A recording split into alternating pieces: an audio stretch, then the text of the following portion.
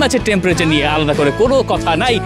Argentina অবশ্যই অস্ট্রিয়ার বিপক্ষে হট ফেভারিট, এবং এই ম্যাচে যখন আর্জেন্টিনা খেলতে নামছে তার আগে লিওনেল স্কালোনি অবশ্য কিছুটা সতর্ক দলকে করছেন, বলছেন যে এই অস্ট্রিয়া কিছুটা ভিন্ন ফুটবল খেলে আলজেরিয়ার তুলনায়, কিছু জায়গায় সিমিলারিটিস তিনি খুঁজে পাচ্ছেন, কিন্তু তিনি সতর্ক করছেন দলকে যে এই অস্ট্রিয়া প্রেসিং টিম এবং তারা আর্জেন্টিনাকে প্রেস করে বিপদে ফেলতে চাইবে। এবং একই সাথে আসলে তিনি মনে করিয়ে দিয়েছেন যে বিশ্বকাপে যখন আপনি খেলবেন, বিশ্বকাপে বাছাই করা দলগুলোই তো আসে, সেখানে আসলে কোনো ছোট দল বড় দল বলতে আসলে কোনো কিছু নাই। সুতরাং বিশ্বকাপের হিসেবে কোনো ছোট ম্যাচেও আর্জেন্টিনা তারা ভাবছে না, প্রতিপক্ষ যারাই হোক।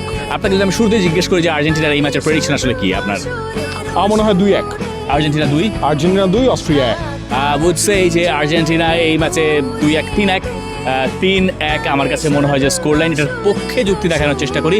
আর্জেন্টিনা যেভাবে বিশ্বকাপটা শুরু করেছে আমার কাছে মনে হয়েছে আর্জেন্টিনাকে নিয়ে যে দু একটা প্রশ্ন ছিল তার কিছু জবাব আমরা ওই ফার্স্ট ম্যাচ থেকে পেয়েছি, এবং আর্জেন্টিনা ওই আত্মবিশ্বাস নিয়ে এখানে খেলতে আসছে। যদিও এই অস্ট্রিয়া টিমটা একেবারেই আন্ডারডগ হয়ে আর্জেন্টিনার এগেইনস্টে খেলবে।